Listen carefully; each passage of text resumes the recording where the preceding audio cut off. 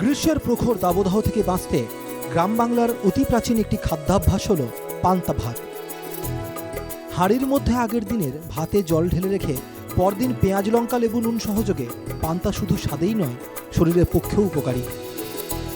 গরমে সানস্ট্রোক বা হিটস্ট্রোকেও রুখতে পারে পান্তা, বলছে আধুনিক চিকিৎসা বিজ্ঞান। অথচ নতুন প্রজন্ম আজ আর সেই খাদ্যাভ্যাস সম্পর্কে জানেই না। বর্তমান নবীন প্রজন্মকে গ্রাম বাংলার সেই সুপ্রাচীন খাদ্যাভ্যাসের সঙ্গে পরিচয় ঘটাতেই নববর্ষে অভিনব উদ্যোগ ১০৮ নম্বর ওয়ার্ডের তৃণমূল কাউন্সিলর সুশান্ত ঘোষের। বাংলার ঐতিহ্য, বাংলার সংস্কৃতি, বাংলার কৃষ্টি আমাদের কথা ওরা ভুলিয়ে দেওয়ার চেষ্টা হচ্ছে। আমাদের ঐতিহ্যগুলো, আমাদের সংস্কৃতিটাকে, সেটাকে ফিরিয়ে আনার দায়িত্ব আমাদের।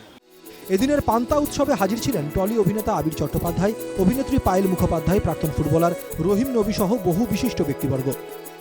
সবই আমাদের নিজস্ব, মানে সেটা গান বাজনা হতে পারে, জীবনযাপন হতে পারে, সংস্কৃতি হতে পারে, যেটা একেবারেই বাঙালি।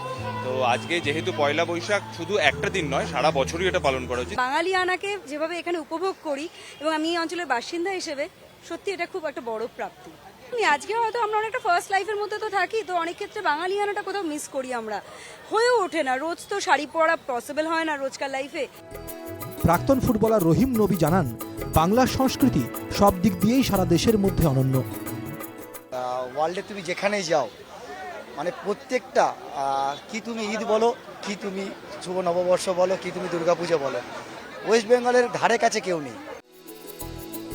এদিন পান্তা উৎসবকে ঘিরে সাধারণ মানুষের মধ্যে উন্মাদনা ছিল চোখে পড়ার মতো।